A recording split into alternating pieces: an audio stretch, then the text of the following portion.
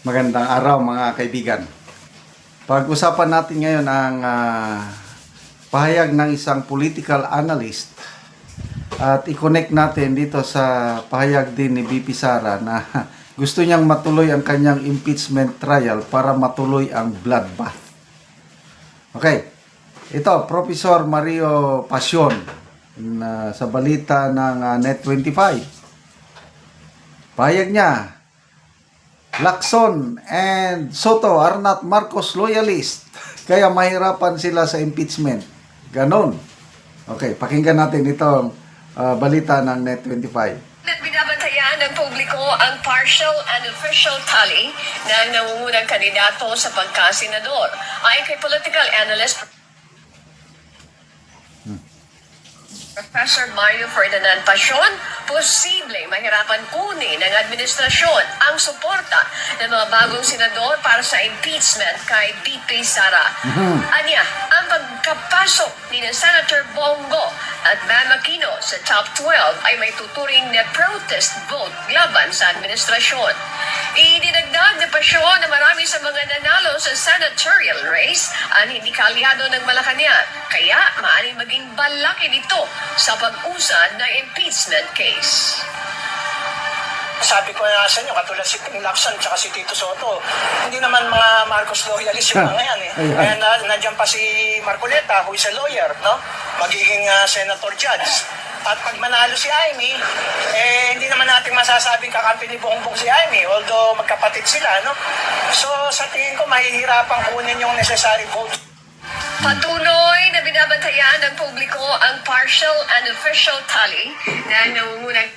Okay, so Professor Mario Pasion, mahirapan sila na kunin yung suporta para sa impeachment ni BP Sara. Ilan lang nanalo sa alyansa? 5 lang. I-minus mo pa dyan si Pia Cayetano dahil nationalista party si Senator Pia. Ang nationalista party under ng mga Villar, humiwalay na sa alyansa. Kaya Camille Villar, in-endorse ni BP Sara at sa tulong ni BP Sara, nanalo si Camille. Kaya, Pia Cayetano, pagdating na sa butuhan, sigurado yan kakampi kay BP Sara. So, 4 na lang ang naiwan sa mga nanalo. Erwin Tulfo, yes. Boboto yan ng conviction. Lito Lapid, yes. Lacson and Soto, ano ngayon? Hindi nga Marcos loyalist. Independent-minded yan eh. Di ba nung simula pa lang ng kampanya, nagsabi na si Senator Ping Lacson na he will run as independent, but then, okay lang siya na sama siya sa alyansa. Kasi, ano na yan, may paninindigan yan. Hindi yan nagpapahawak sa liig. Nanalo yan, hindi dahil sa endorsement ng kung sino, nanalo yan dahil may kredibilidad si Ping Lacson. Ito, meron siyang pahayag tungkol sa parinig ko sa inyo may hamon siya sa mga prosecutors ng House. Maghanda kayo ng matibay na ebidensya, otherwise basura ang inyong impeachment. Ganon ang...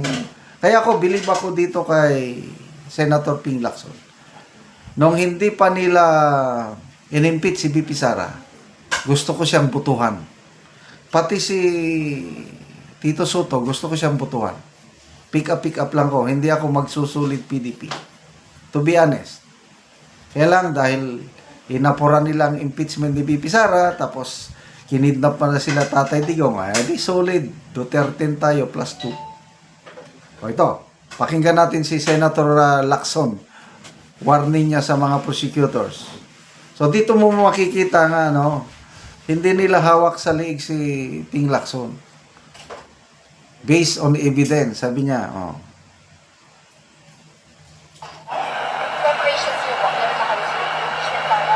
yung evidence, yung flow na evidence na titignan. I would advise the prosecution team of the House to really present credible evidence kasi they will have to convince at least 16 senators to render their verdict of conviction. Kasi kung kulang ebidensya, wala talaga eh. Kasi will be answerable to the Filipino people. Paano ka nung convict kung wala namang ebidensya? O napakawig ng ebidensya?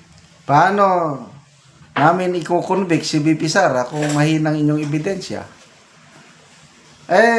Kaya gustong-gusto ni BP Sara, alam natin mahinang kanilang ebidensya kasi inapura yung impeachment eh. Kaya bloodbath. Sige.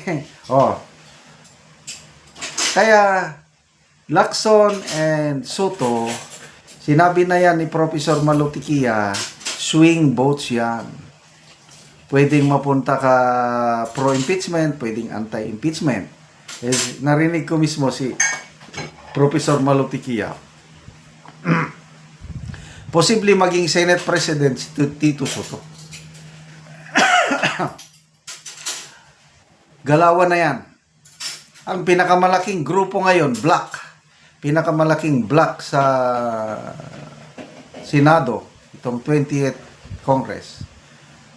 Yung block o kombinasyon, alyansa ng Duterte-Villar. Yung PDP, 4 sila. Bongo, Bato, Marcoleta, and Robin Padilla, 4. Sa Nacionalista Party, Villar, 5 sila. Magkapatid nga Cayetano, magkapatid na Villar, at Amy Marcos, sila ang pinakamarami. So hopefully, ma-convince ni na Senator Amy, ma-convince ni na BP Sara. Nagsabi na si BP Sara, she will lead a strong opposition. May statement niya itong. Kaya I am inviting anybody who is willing to join me. Let's form a strong opposition, sabi niya. So siyam na sila. Siyam na itong senador. Kaya nakikita kong labanan ito, hikayatin nila itong grupo ni Senator Subiri, yung napatalsik noon. May 5 pa sila dyan na mga naghihinanakit. Yung initsapwera ng powers that be dahil hindi niya maipasa-pasa ang People's Initiative or Charter Change. Subiri, Villanueva, Ligarda, Gatchalian, and GB Ercito. 5 yan. Pag nag-merge ang Duterte-Villar Group with Subiri Group, 14 na. Makuha pa nila si Tito Soto and Lacson. In exchange nga, gawin nilang Senate President si Tito Soto, patay sila. Kaya, very brave si BP Sara na sabi niya, tuloy natin ang trial, I want bloodbath. Okay, so good luck sa mga prosecutors ng House. Humanda po kayo. Salamat mga kaibigan sa inyong pagsubaybay sa ating channel. Nakakatulong kayo ng malaki sa tribong Talandig dahil ang ating sweldo ay pantulong sa tribo. Namimigay tayo ngayon ng mga libreng yero at pako para ma-repair ang sira-sirang bahay ng Talandig or makapagpatayo ng bagong bahay yung walang bahay. Panoorin nyo ang video na ito.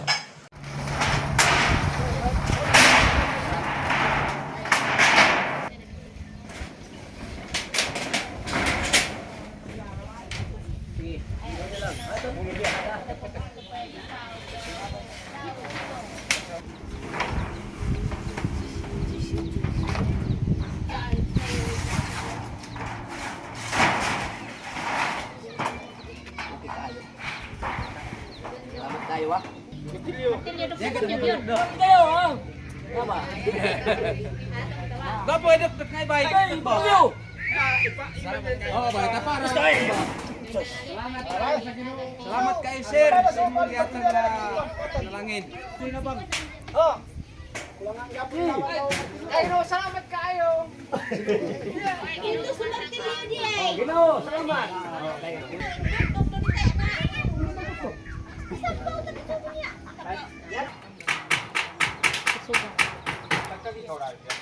Salamat kayo sa Ginoo. Itabangan ni. Kol, nindot tagid kayo, kuli mo nga to po. nakatindog na kapatukod na gid ka og balay. Maayo na gid nga tanawon oh. Muna ni ang balay ni Angkol nga nagpatukod siya so nindot na gid kayo nga tanawon. Karon kol unsang imong ikasulti nga nakatukod na ka og bag-o nga balay, maayo na ang imong balay. Unang-una, magpasalamat ko sa Ginoo kay nay nabagang kugsin nga di na gid kumulanan. Oo. Salamat og nagpasiyog dani. Dakong pasalamat nako kay nay nabangan ko og madugangan pagyod. Naot ko madugangan ko sin kay kulang pag abo og kulang pag barkon.